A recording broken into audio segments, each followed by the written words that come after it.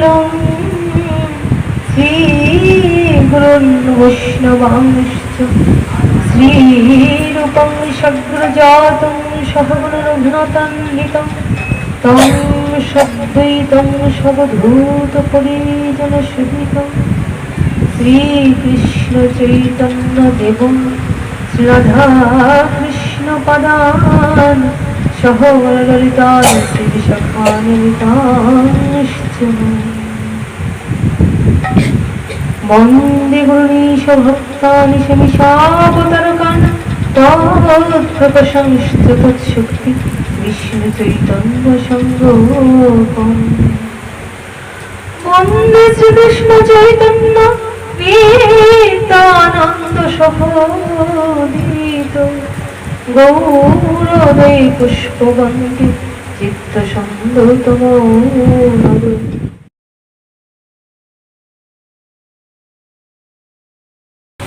नाम महवदन्ने श्रीकृष्ण प्रेम बरानते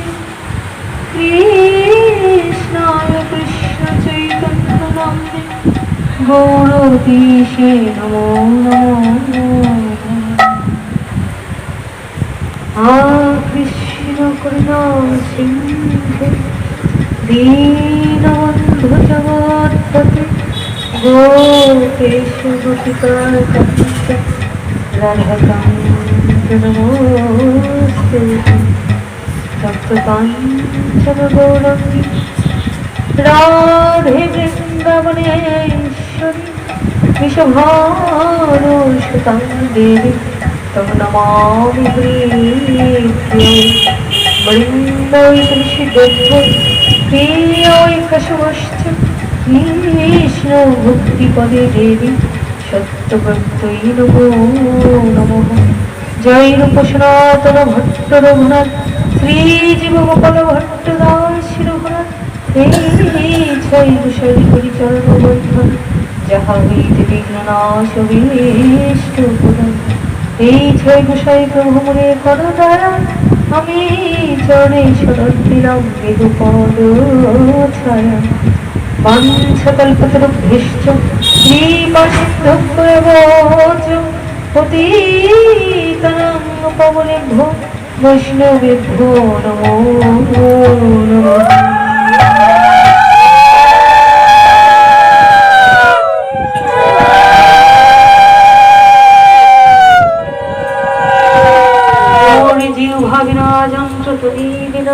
তোমার মনে যাহা উঠে তাহাই হৃদয়ে প্রেরণ করা যে ভাই কহবান কি কহিব ভালো মন্দ কিছু না জানি একবার জয় জয় দেওয়ায় গৌর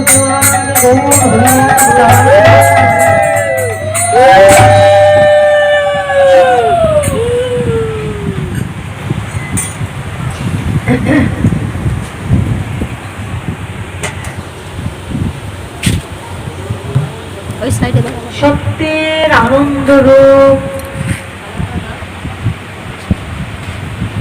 বিশ্বকবি রবি ঠাকুর ওনার কথা দিয়ে আমরা ভাগবতে ঢুকবো।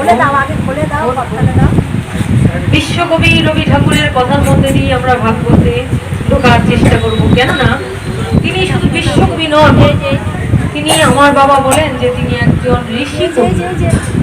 এখনকার সময় হলে তাকে সবাই ঋষি কবি বলতেন। ঋষি না হলে কি এমন লেখা সম্ভব?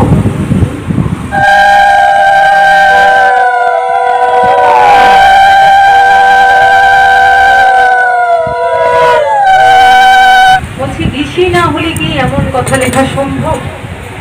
কি লিখেছেন? সত্যের আনন্দ রূপ, সত্যের আনন্দ রূপ ভুলিতে নিয়েছে মূর্তি, তাই জেনে আমি এই ভুলার করে রাখি। এই কথাটা বলল, সত্যের আনন্দ রূপ ভুলিতে নিয়েছে মূর্তি, তাই জেনে এই ভুলার পরে আমি রাখিল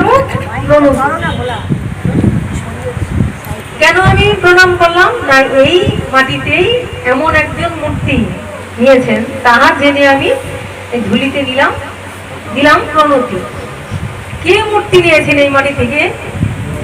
গৌরাঙ্গ মহাপ্রভু, নিত্যানন্দ বা মহাপ্রভু অদ্বৈতাচার্য।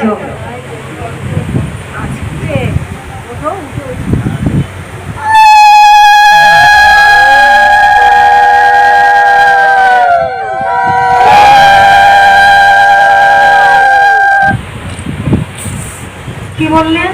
সত্যের আনন্দ রূপ। তাহলে সত্য কি? যা অবিনশ্বর, যা কখনো নষ্ট হয় না, শেষ হয় না। বলছে তার রূপ নিয়েছে এই ধুলিতে মূর্তি। তাহা জেনে এই ভোলার পরে আমি যারা এই পথে এসছি, যারা ভক্ত, তারা কিন্তু দেখবেন ঘুম থেকে উঠে মাটিতে পাড়া দেওয়ার আগে কি করে? মাটিকে প্রণাম করে। কেননা এই মাটি হলো ধরণী মাতা, আর এই মাকে আশ্রয় করে এখানে আমার চৈতন্য মহাপ্রভু এলেন, এখানে আমার গোবিন্দ এলেন, এখানে আমার রাধারানী এলেন, এই মাটিতেই তো এলেন না? এবং মহাপুরুষরা যে এসছেন তারা তো সবাই এই মাটিতে এসছেন।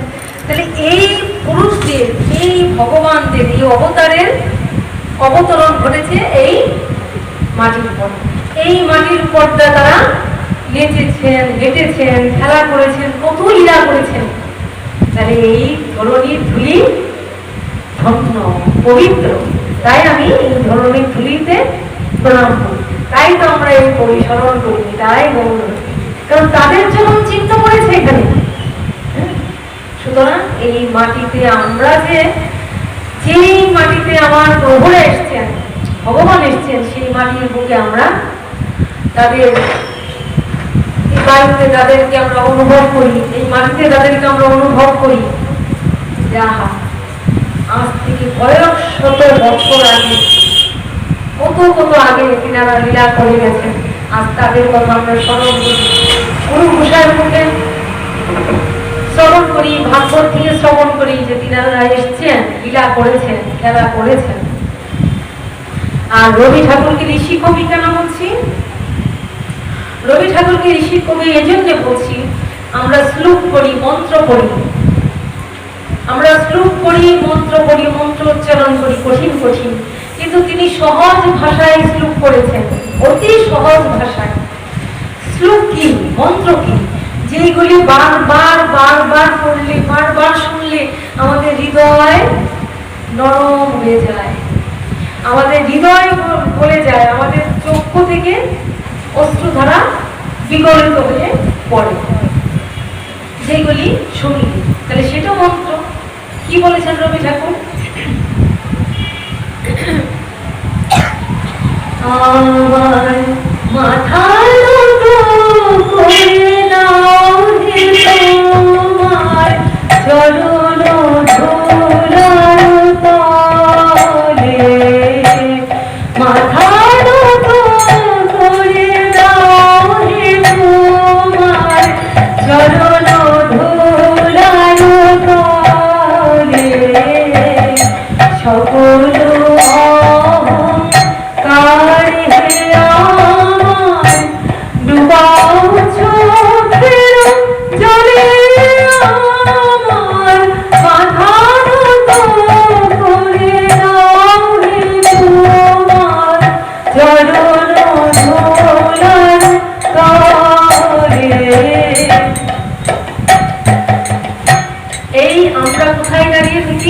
অহংকার মঞ্চে দাঁড়িয়ে, অহংকার থেকে নামতে পারি না।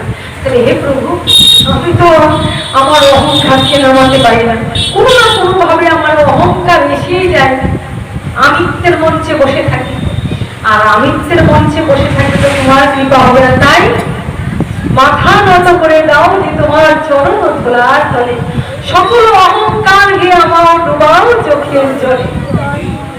আমার যেন অহংকার না হয়, আমাকে তুমি গলা ভুলিয়ে নাও। নিজের করিতে গৌরবদান, নিজের কেবলি করি অপমান, আপনারে শুধু ঘুরে ঘুরে বলে পরে আমার মাথার করে দাও হে তোমার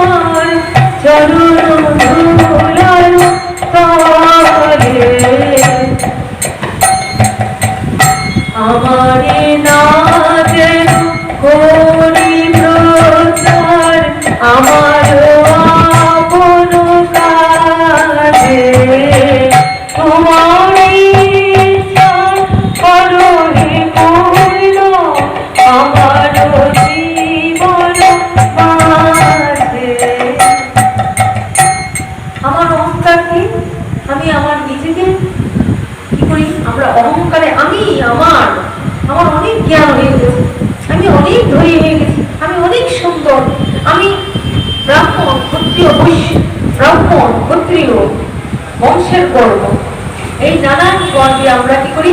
অহংকার মঞ্চে বসে থাকি। তারপরে নিজের না যেন করি প্রচার আমারই আপন কাজে, আমরা কি করি? নিজেকে নিজে প্রচার করার জন্য অস্থির হয়ে যায়। বলছে যশ খ্যাতি প্রতিষ্ঠা হলো সুপরের বিষ্ঠা সম ভক্তরা ত্যাগ করে। কখনো নিজের অহংকার করতে যায় না, ভগবান তার ভক্তকে প্রকাশ করে। তাই আমরা পাই কোথায়? পূর্ণ মধ্যে পরম দয়াল গুরুদেব। যেমন আজ থেকে আমার একটা কথা না বললেই নয়, আজ থেকে কত বছর আগে যখন প্রথম এলাম, তাই বলে যাই, মনে মনে ভাবলাম যেখানে এসছি এখানে তো আমাকে একটা কাজ বাকি কেউ চিনবে না, আমি যদি আমাকে না জানাই কেউ আমাকে চিনবে না। তো ওদেশ থেকে যখন এসছি আমাকে যেন কোনো একটা মনের ইচ্ছা ছিল, মনে মনে ইচ্ছা করছিলাম যে আমাকে একটা কাজ পক্ষীও যেন আমাকে চিনতে না করে, কারণ সব ছেড়ে এসছি। এবার এমন ভাবে থাকবো আমাকে কেউ জানবে না, শুনবে না, গান করবো না, হ্যাঁ, কোন ঠাকুরের কথা বলতে যাবো না, বা ঠাকুর নিয়ে থাকিলে তোমার জানার ব্যাপার নয়। মন্দিরে গিয়ে সবার পিছনে দাঁড়িয়ে থাকতাম। এবার ভগবানের ইচ্ছায় ভক্তরা দেখেন, ডাকেন, টেনে টেনে সামনে নেন।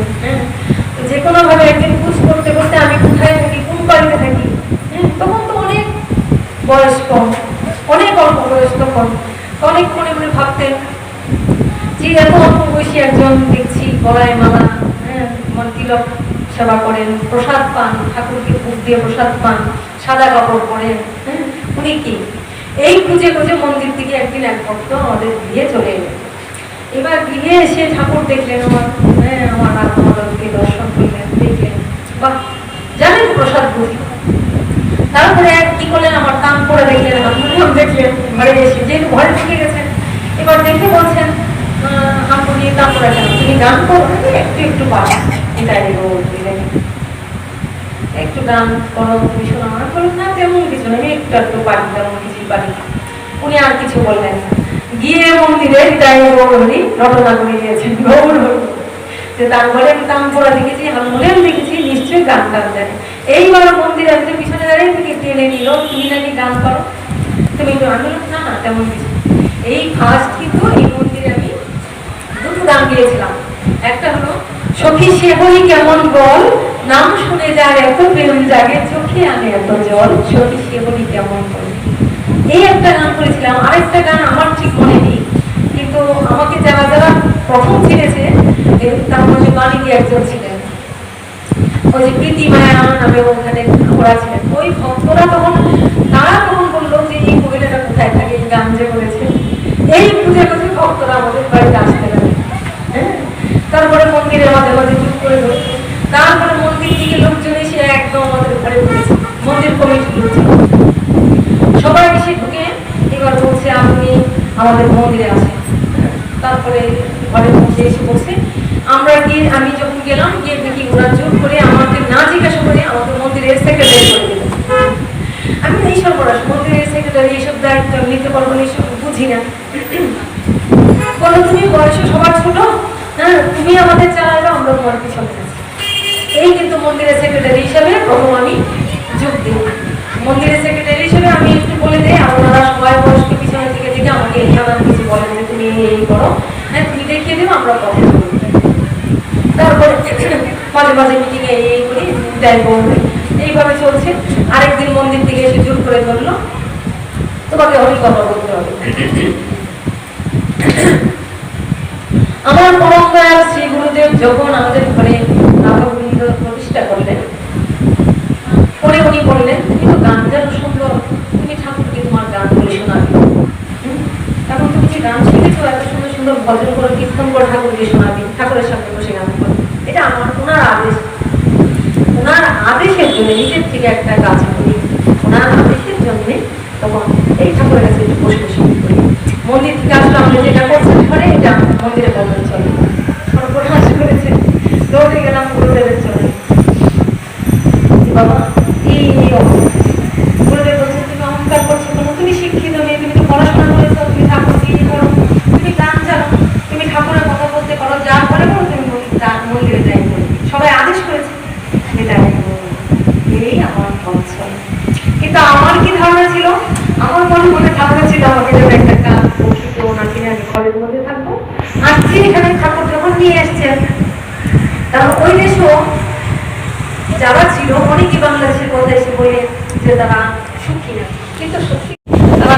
চলে আমি গীতা পাঠ করি, ঠাকুরের গান করি, মন্দিরে করি, প্রসাদ সেবন করি।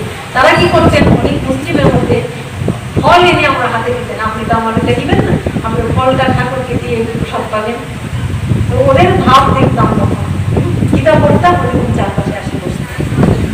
কিন্তু এখানে তো আমাকে কেউ চিনত না, কিন্তু যে ভগবানের ইচ্ছা বলে কি হয়, গুরুর কৃপায় আজ তোমাদের সবার কাছে আমাদের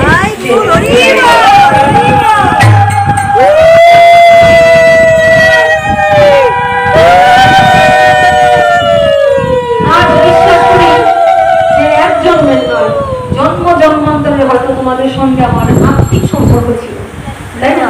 প্রত্যেকেই আমার ছিল, আমিও সবার ছিলাম, তাহলে এত ভালোবাসা কেন? সবার হৃদয়ে সবার ঘরে একটা জায়গা আমার আছে, আমি জানি প্রত্যেকের ঘরে আমার একটা জায়গা আছে, আমিও জানি প্রত্যেকে আমার হৃদয়ে একটা তাদের জায়গা আছে, জানি।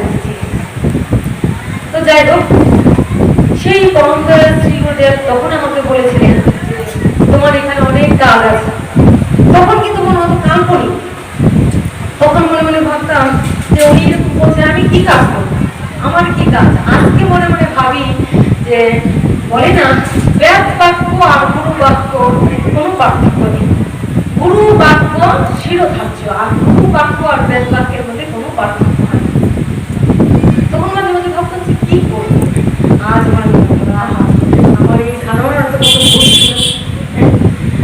গুরু গুরু যে কি সেটা মর্মার্থ, ওনাকে শ্রদ্ধা করতাম, ভক্তি করতাম, সবই ঠিক ছিল, কিন্তু সত্যি যে উনি অন্তর জানেন, উনি যে হৃদয়ের কথা জানেন।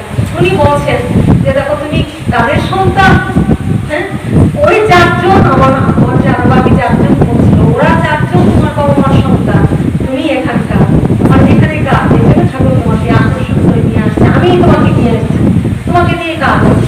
এই কথাটা কিন্তু আমার গুরুদেবই বলেছিলেন। তো যাই হোক, তখন আমি গোপন থাকতে চেয়েছিলাম, কিন্তু যাই হোক গুরু কৃপায় গুরু প্রকাশ করে দিলেন বা সবাইকে পেলাম। কিন্তু আজ নিজেকে ধন্যাতে ধন্যই মনে হয়, আজ মনে হয় যে একদিন আসতে চাই না, মনে মনে ভাবছি সমস্ত সবাই যদি ওদেশ থেকে চলে আসে, আমি নিবে এটা কোনদিন যাব, গোবিন্দ আমাকে জোর করে ধরে নিয়ে এলেন। তা আজ মনে মনে ভাবে, আহা ওরা যে সবাই আমার ছিল, আমি যে ওদের ছিলাম সেটা তো আমি বুঝিনি, কিন্তু ভগবান তো বুঝলেন, তাই তো আমাকে টেনে নিয়ে আসছেন। আজকে দেখি সত্যি সত্যি আমি যদি একটু না যাই, না চলি, না কথা বলি, কতজন কত কষ্ট পায়। অনেক ভক্তরা বলেন যে মা তোমাকে দেখতে পাই, কিন্তু ইউটিউবের মধ্যে তোমাকে যে দেখি মনে শান্তি পাই, মনে হয় মার কাছে না যেতে পারি, ইউটিউবে দেখতে পাই। তাই আজকে নিজেকে ধন্য মনে করি যে সত্যিই তো ওরা যে আমার ছিল, আমি যে ওদের ছিল, আমি তো বুঝি নেই। আমি তো মনে মনে ভাবছি যে ওরা তো আমার ছিল না, কিন্তু ওরা যে আমার আপনার চেয়ে আপন হয়ে বসে আছে সেটা জানতাম। সমস্ত ভক্তদের কাছে একটা মিনতি করি, আমি যেন শেষ দিন পর্যন্ত এই তোমাদের মতো গৌর ভক্তদের কাছে গৌর কথা বলি, আমার গুরুদেবের আদেশকে শিরোধার্য করি, এমনি ভাবে আমার মৃত্যুর মুহূর্ত পর্যন্ত, মৃত্যুর আগ মুহূর্ত পর্যন্ত যদি আমি যেন ভগবানের কথা বলে যেতে পারি, আমি যেন আমার গুরুদেবের বাক্যকে শিরোধার্য করতে পারি, গুরু বাক্যকে রক্ষা করতে পারি, যেন তার কথা তার ভক্তদের বলে আনন্দ দিতে পারি, এটুকুই কামনা, আর কিছু শুধু গুরু বাক্যকে যেন রক্ষা করে দিতে পারি। যেহেতু গুরুদেব আমাকে ভগবানের সেবায় লাগিয়েছেন, যেহেতু তোমাদের মতো ভক্তদের সেবায় লাগিয়েছেন, তাই ভক্তদের সেবা করি, ভগবানের সেবা করে যেন এই জীবনকে সার্থক করে দিতে পারি। তাই তাই তোমার আনন্দ আমার ভয়, তুমি তাই এসেছো নিতে আমায় নইলে ত্রিভুবনেশ্বর তোমার প্রেম হতে দিতে। তাই তোমার আনন্দ আমার ভয়, তুমি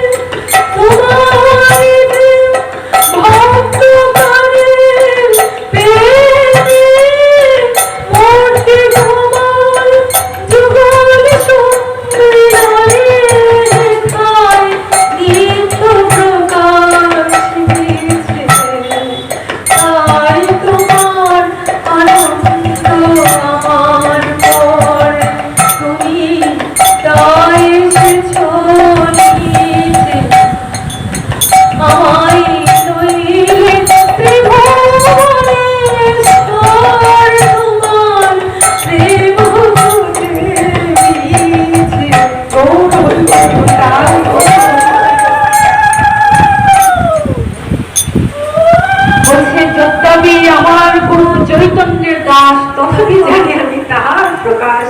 গুরু কৃষ্ণের রূপ শাস্ত্রের প্রমাণে গুরু রূপে কৃষ্ণ কৃপা করেন ভক্ত মনে। গুরু সাক্ষাৎ পরম ব্রহ্ম। আমাদের সে বিশ্বাস নেই, ভক্তি নেই, পাত্র তৈরি নেই বলে আমরা সেটা বুঝি না। এই জন্যই বলেছে যে গুরু মিলে লাখে লাখে শিষ্য মিলা ভার। যদি শিষ্যের মতো শিষ্য হয়, গুরু তো অন্তর জানি, গুরু অন্তর দেখতে পান, তাই না?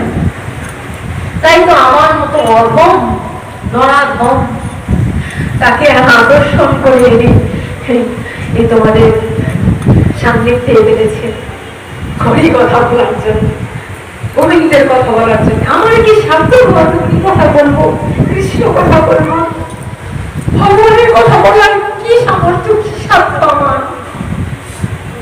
হ্যাঁ, একটু জানি গুরু কৃপা হলে সবই সুন্দর। মুখং করুতি বাচলং পঙ্গুং লঙ্ঘয়তে গিরিং যৎকৃপাতমহং বন্দে পরমানন্দ মাধব।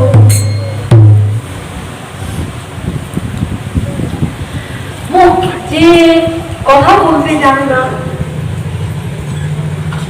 গুরু কৃপা হলে গোবিন্দের কৃপা হয়, গোবিন্দের কৃপা হলে সেই মুখ অনর্গল কথা বলে। যে বধির কানে শুনতে পায় না, সে কানে শুনতে পারে। যে পঙ্গু, সে পাহাড় পর্যন্ত অতিক্রম করে। তাই গুরু কৃপায় আজ যেটুক হরি কথা বলি, যেটুক গোবিন্দের কথা বলি, গুরুদেব কৃপা করে যা বলান, আমার গোবিন্দ কৃপা করে যা বলান, তোমরা গৌর ভক্তরা আমাকে দিয়ে যা বলাও, আমি গঙ্গা জলে গঙ্গা পূজা করি মাত্র। আমার